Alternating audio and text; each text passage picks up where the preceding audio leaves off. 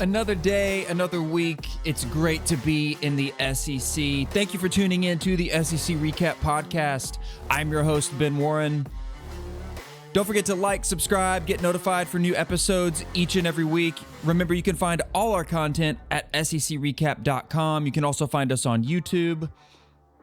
Today, I am bringing you my game of the week for Week 8. Vanderbilt at Missouri. You can check out the article for this at our website, secrecap.com/articles. We're available anywhere you prefer to chug your podcasts.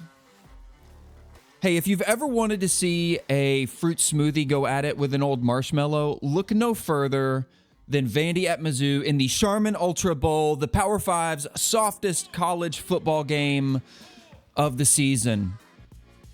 I actually heard that for this game, tackling is going to be replaced with limp-wristed slapping. Slapping only, no tackling.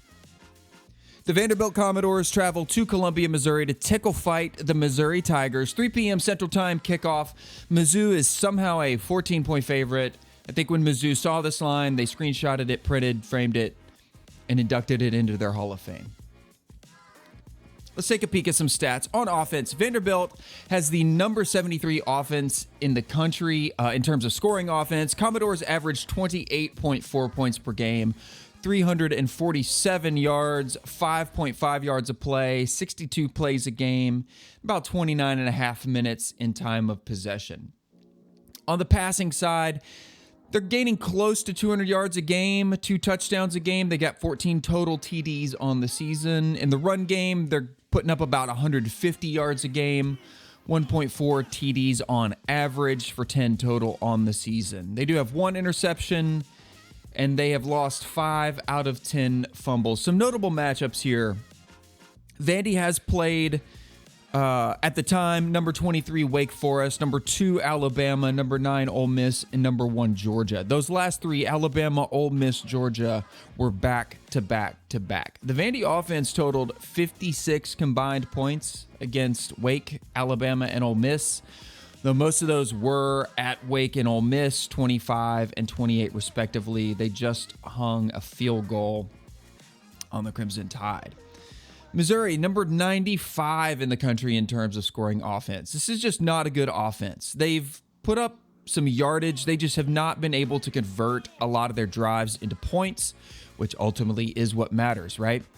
Tigers average 25 or so points per game, 374 yards per game. Again, 5.5 yards a play, 67 plays a game, and about 30 minutes in time of possession. So just by the numbers, Mizzou and Vandy's offense, not too different there. On the passing side, Mizzou is putting up about the same yardage, around 200. Only 5 passing touchdowns on the season, though. Again, they're just not finishing drives where they need to be. In the run game, they're getting 160 or so yards a game, 1.7 TDs. They've got 10 total on the season.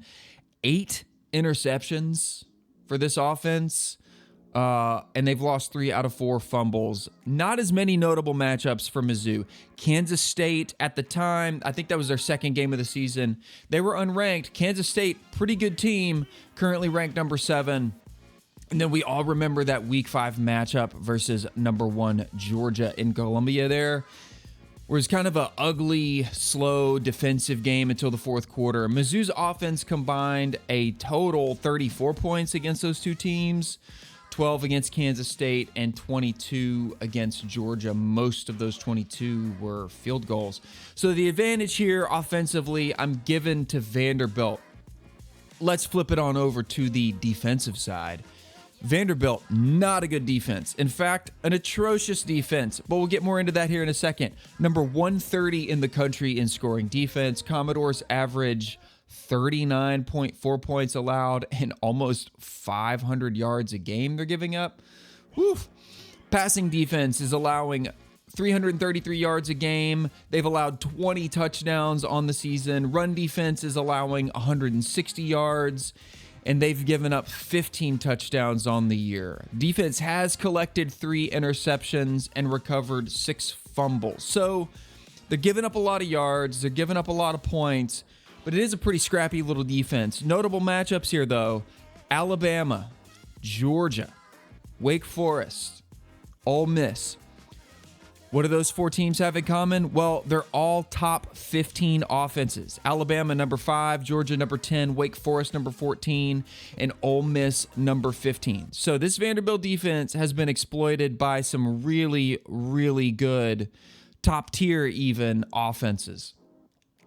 Mizzou, on the other hand, number 57 in the country in terms of scoring defense. Tigers are averaging 24.7 points allowed and 329 yards a game. Again, maybe a little misleading here. We'll take a look and see why. Passing defense allowing 191 yards a game. They've only given up 5 total touchdowns. Run defense allowing 138 yards a game. They've given up 9 touchdowns on the season. This defense has collected 5 interceptions and recovered 5 fumbles. Notable matchups here. You're going to see where I'm going. Georgia, Kansas State. Georgia, the number 10 offense. Kansas State, number 71 offense. Georgia still totaled 481 yards in that ugly slugfest. They just weren't finishing drives with touchdowns until the fourth quarter. Credit Mizzou's defense for that. They had a great scheme to slow that Georgia offense down. But hey, if you remember week 2, Kansas State was a blowout. It was 40-12. So these defensive numbers are skewed in favor of Missouri compared to Vandy because, 1, Vandy has played 7 games to Mizzou's 6. So they have that extra game in there. 4 of Vandy's games have been against top 15 offenses. And then Georgia, Alabama, Kansas State, and Ole Miss are also all top 20 defenses. Vandy has played 3 out of the 4, Georgia, Alabama, Ole Miss. Mizzou has played 2 of those 4, Georgia and Kansas State. So you just take a look at the numbers here. You look at a stat sheet. You look at defensive rankings. You see, oh, Missouri's ranked higher than Vandy. They're a better defense. Those numbers are skewed pretty heavily. I'm actually calling this one a scratch. I'm not giving either team an advantage. Vandy has an atrocious pass defense, but those numbers are skewed for Missouri because of the level of competition that they've played. Taking a look at key injuries. On the Vandy side, really the only one that stands out, Chase Gillespie, running back. Look, he's not the top running back on that depth chart, but you do need depth at that position to make a difference. Missouri side, Luther Burden, ankle injury. He's probable to come back. Chris Abrams-Drain, DB, he's probable to return this weekend. And then Chad Bailey at linebacker, still questionable. We'll see when he makes it back to the field. Key players for Vanderbilt, no surprise here. A.J. Swan, quarterback. He's done a great job of not turning the ball over. No interceptions on the season. He's really going to need that O-line to prevent sacks so he can distribute the ball against a pretty good Missouri pass D. They had a really good scheme against Georgia. They've held Auburn and Florida to pretty low-scoring games. So if Vandy's going to win this one, they're going to need to move the ball down the field. A.J. Swan to those receivers. They're also going to need a big day from Ray Davis, running back. Missouri's rush D is softer than their pass defense. Vandy needs to open some lanes on the line of scrimmage, get the run going, control time of possession. Lastly here, I'm going to say the O-line. Protect the pocket, give Swan time to make some decisions, and like I said, open up the run game. That's their best shot. For Missouri, quarterback Brady Cook, he really just needs to not turn the ball over. Man, he's thrown 6 interceptions and he's been sacked 12 times on the season. Vanderbilt has the second worst pass defense in the country. So this is an easily exploitable passing defense, even with Mizzou's lackluster offense. And then I think any wide receiver, if any wide receiver can step up, if they get Luther Burden back, great. As I said, Vandy's pass D is soft as Charmin. Any wide receiver should be able to score on this defense. Mizzou's just got to finish drives, man. It's just something they haven't been doing all season. So what I think it comes down to, Vandy's pass rush versus Missouri's O-line. With a secondary as bad as the Commodores, they're going to need to disrupt Mizzou's backfield just to avoid getting shredded. Yes, shredded. It could happen by Missouri. And then a weird one here. I don't like saying this, but kickers. Even though Mizzou's defense is statistically decent, I still think Vandy's going to move the ball well enough to get within field goal range several times. And if they can't finish a drive with touchdowns, I think both teams could find themselves in situations where they just need to take points. Kicker's going to come into play big here, I think, at least for a couple apiece. After all, when you're fighting to not be literally the worst team in the SEC, just take the damn points. The odds. ESPN's FPI has Missouri favored at an 84.6% chance to win versus Vanderbilt at a 15.4% chance to win. I don't like it. I don't like ESPN's FPI much to begin with. I definitely don't agree with those numbers. The spread favors Missouri at -14, as does the money line at -600. Again, at the time I'm writing and recording this. The over-under sits at 53 at the time of writing, with team totals for Missouri at 32.3 and Vandy at 20.9. I lean toward the under in this matchup. The only FBS team Mizzou has scored more than 22 points against was Louisiana Tech in their home opener. I think they had 30-something versus Abilene Christian, but that's not an FBS team. That's an FCS team. So I'm not giving them credit for that. Meanwhile, Vandy has tallied 25 points against Wake Forest, who's a current top 25 team, 38 against Northern Illinois, that was on the road, 28 against a top 20 Ole Miss defense. Ole Miss currently ranked number 7 in the country. Now, they were shut out against Georgia, but let's be honest, Missouri is not Georgia, despite what we saw in that Week 5 game, or what you might believe. So I'm giving Vandy's offense a lot more credit than the odds makers here, and I'm gonna undersell what they're giving me with Missouri. I'm not buying 32 points from Missouri. My final prediction: it's mid-season and nobody's 100% healthy.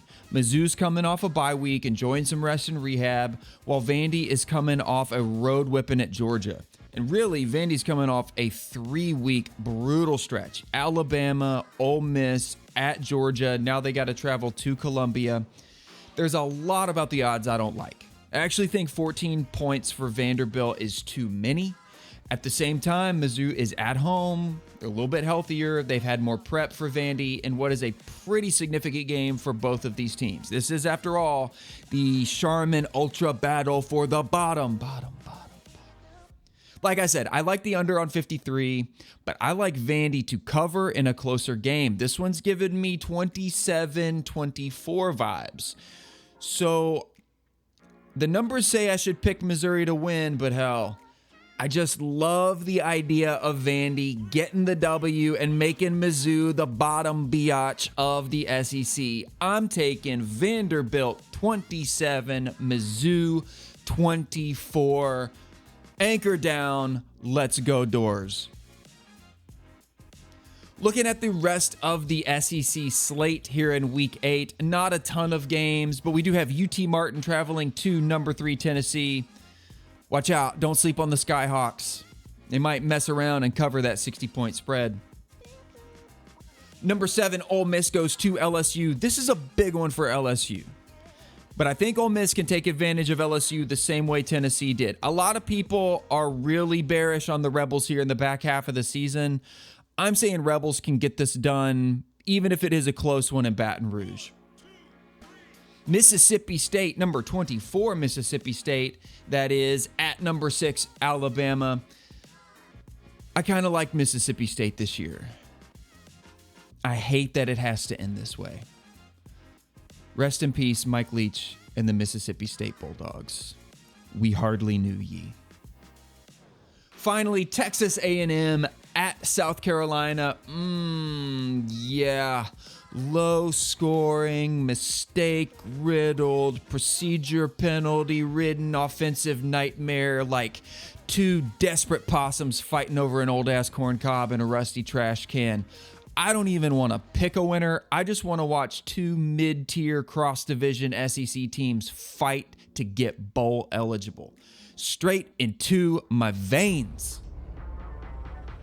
that's going to do it for our Game of the Week episode. If you enjoyed this content, give me a follow on Twitter at SEC Recap. Check out everything we do at secrecap.com. Please, please, please like, share, subscribe, rate, review. It helps us grow our audience. It helps us grow the show and bring you more of what you want to hear. Guys, have a great week. Have a great weekend. And it's great to be in the SEC right here on the SEC Recap.